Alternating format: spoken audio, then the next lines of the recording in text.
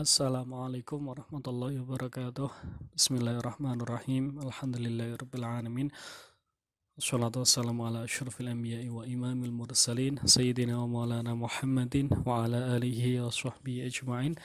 La haula wala quwata illa billahil aliyil azim. Amma ba'du. Marilah kita mulai kuliah pada hari ini dengan membaca basmalah bersama. Bismillahirrahmanirrahim. Hari ini kita akan membahas tentang hadis tentang wanita menjadi pemimpin. Rasulullah dalam berbagai riwayat yang diriwayatkan oleh Al-Bukhari, At-Tirmidzi dan An-Nasa'i bersabda, la yufliha qaumun wallau amrahum imra'atan. Artinya tidak akan sukses suatu kaum yang menyerahkan urusan mereka kepada wanita. Para ulama mengatakan bahwa wanita ya dalam hadis ini tidak boleh menjadi pemimpin. Jadi mereka memahaminya secara tekstual. Jadi pemimpin ya menjadi kepala negara, hakim pengadilan dan jabatan lain ya yang kaitannya dengan pemimpin termasuk presiden ya, kepala desa dan lain sebagainya ini dilarang. Karena apa ya? Karena pemahaman tekstual terhadap hadis ini. Jadi pemahamannya letterlek. Ya, hadisnya seperti ini ya berarti tidak boleh. Padahal hadis ini mempunyai sababul wurud, ya, yaitu ketika terjadi pengangkatan wanita menjadi pemimpin atau menjadi ratu di kerajaan Persia. Jadi pada waktu itu kan Arab ini diperebutkan oleh dua kerajaan besar. Ya, di sebelah sebelah utara ini kerajaan Persia, nanti di sebelah selatan ini ada kerajaan Romawi.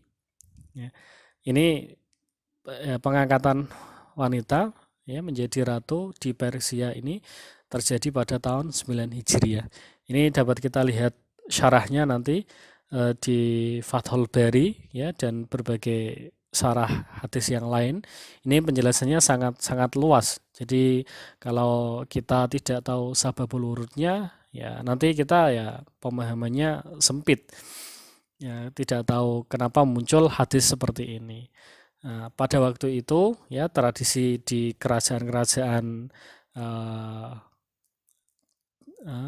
waktu itu ya di mana Rasulullah Shallallahu Alaihi Wasallam masih hidup ya baik di Persia maupun di Romawi yang diangkat sebagai kepala negara ini adalah laki-laki.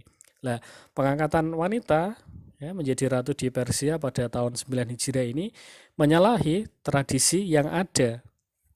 Ya, harusnya yang menjadi pemimpin kerajaan Persia ini laki-laki ya. Tetapi malah yang diangkat itu seorang wanita, itu Baran binti Syairaweh bin Kisra bin Barwais.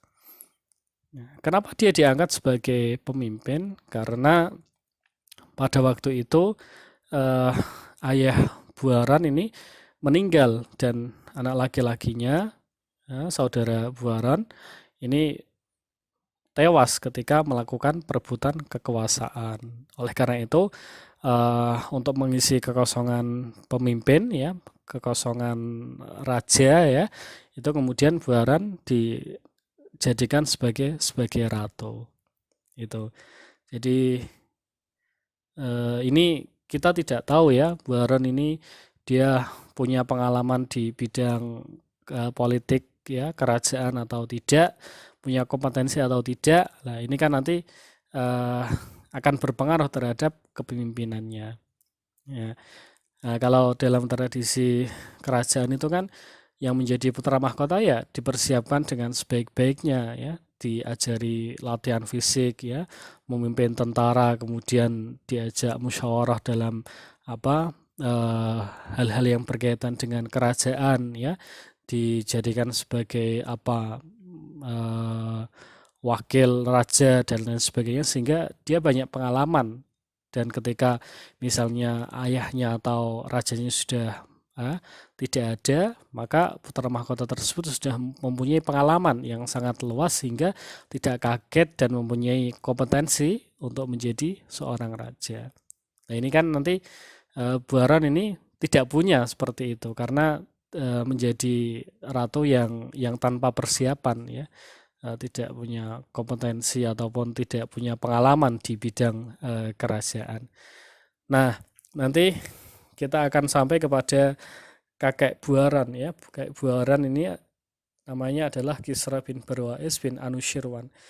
Nah, Kisra ini, Raja Kisra ya, Raja Persia pada waktu itu pernah diberi surat oleh Rasulullah Shallallahu Alaihi Wasallam untuk memeluk ajaran Islam. Persia ini kan dia agamanya agama Majusi ya, berbeda dengan Romawi yang dia beragama Nasrani. Nah, Raja Kisra ini menolak ajakan itu ya, beda dengan Heraklius, raja kerajaan Romawi yang halus ya, menolak tawaran Rasulullah ya. Sehingga nanti dalam masalah geopolitik itu kerajaan Romawi lebih dekat kepada umat Islam ya. Ini misalnya dapat kita lihat di dalam surat Ar-Rum ya.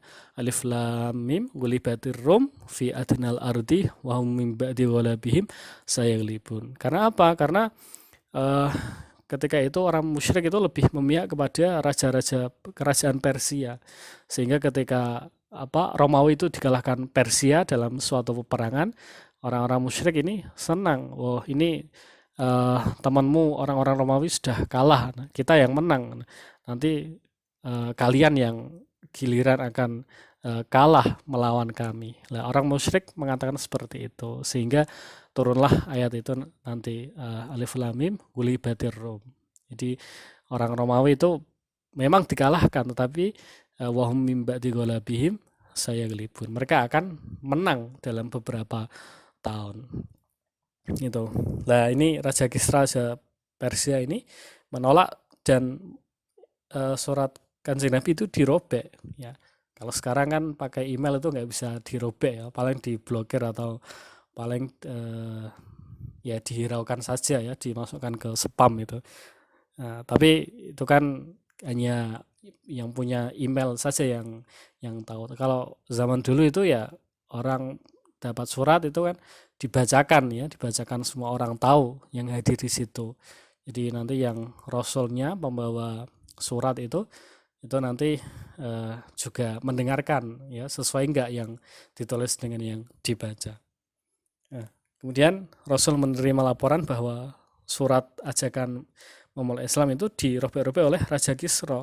Maka Nabi bersabda bahwa ya yang merobek-robek surat itu maka nantinya akan dirobek-robek ya, dirusak oleh Allah ya orang tersebut ya. Artinya ya orang itu dan yang berkaitan ya dengan Kisra yaitu kerajaan Persia nanti juga akan ya dibinasakan ya. Tidak berselang lama kemudian kerajaan Persia dilanda kekacauan dan pembunuhan yang dilakukan oleh keluarga dekat kepala negara. Jadi perebutan kekuasaan ya antara internal keluarga. Nah pada waktu itu orang-orang ya kaum wanita dalam masyarakat Arab dan sekitarnya ya, termasuk di Persia maupun di Romawi ini derajatnya di bawah laki-laki ya. Kecuali nanti orang-orang yang terpandang ya, yang orang ningrat darah biru itu seperti Khadijah, kemudian Fatimah dan lain sebagainya, ini mereka anak bangsawan ya, mereka otomatis juga terhormat ya, lebih terhormat daripada laki-laki biasa, apalagi laki-laki yang menjadi budak ya. Tapi itu hanya orang-orang itu asyraf saja, orang-orang keturunan bangsawan saja. Nah, pada umumnya kan wanita tidak mempunyai pendidikan dan kompetensi yang sama. Jadi mereka hanya mengurus kepentingan domestik ya, hanya mengurus rumah tangga ya, dan tidak mengikuti ya hal-hal yang terjadi di masyarakat, ya apalagi terjadi hal-hal yang berkaitan dengan kenegaraan atau kerajaan. Nah, yang bisa mengurus itu ya laki-laki saja, sehingga nanti ketika ada raja, ya pemimpin kerajaan yaitu wanita, berarti dia tidak punya kompetensi gitu.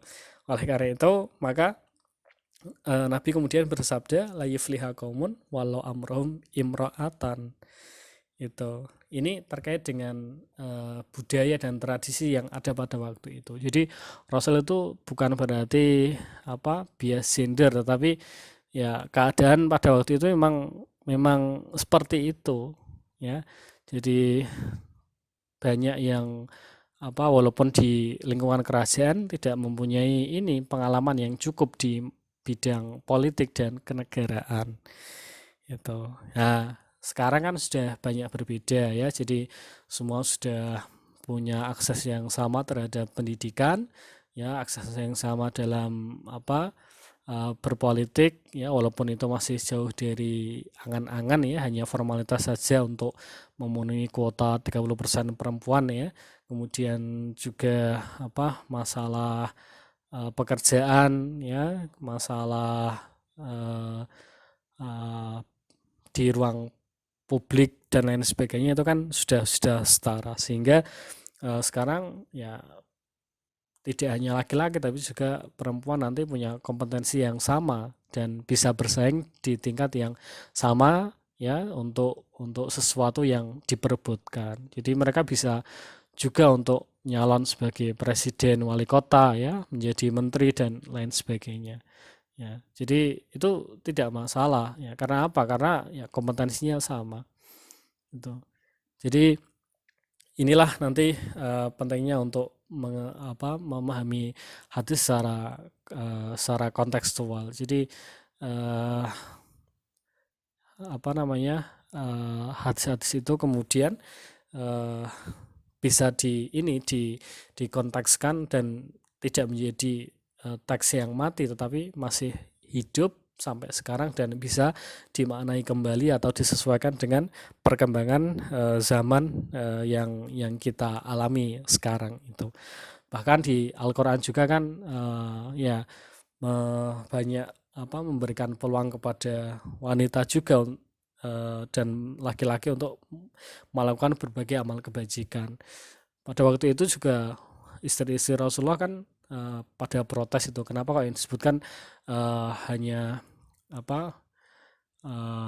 orang-orang laki-laki saja, ya. Kemudian turunlah ayat di dalam surat Al-Ahzab itu disebutkan semua, ya, laki-laki maupun perempuan. Innal muslimina wal muslimati wal mu'minina wal mu'minati wal qanitina wal qanitati was shadiqina was shadiqati was sabirina was sabirati wal khashiina wal khashiati wal mutasaddiqina wal mutasaddiqati was shaimina was shaimati wal hafidhina furujahum wal hafidhati, ya, wadzakirina al-katsira wadzakirati a'adallahu lahum maghfiratan wa ajran 'azima. Jadi kemudian disebutkan semua. Nah, ini loh, ya, kalau begitu, ya, ini yang laki-laki perempuan juga disebutkan semuanya. Sehingga nanti petunjuk-petunjuk hadis itu tidak diabaikan. Jadi kemudian, ya, karena hadis ini apalagi sesuai dengan ideologinya, kemudian ini nggak boleh ini perempuan menjadi kepala negara, kepala daerah, ya, sehingga nanti dibawa-bawa ke masalah politik ini. Jadi nanti menjadi politisasi hadis, ya. Ini karena musuhnya perempuan, maka kemudian hadis ini digunakan sebagai untuk menjatuhkan lawan politiknya. Nah, ini kan lebih salah lagi. Jadi pertama salah memahami hadis, yang kedua nanti tujuan hadis ini kemudian digunakan untuk tujuan-tujuan pribadinya, ya, dijual untuk kepentingan golongannya saja, gitu. Demikian kuliah kita pada hari ini. Marilah kita akhiri dengan membaca hamdalah bersama. Alhamdulillahirabbil alamin. Wa'alaikum. Assalamualaikum warahmatullahi wabarakatuh.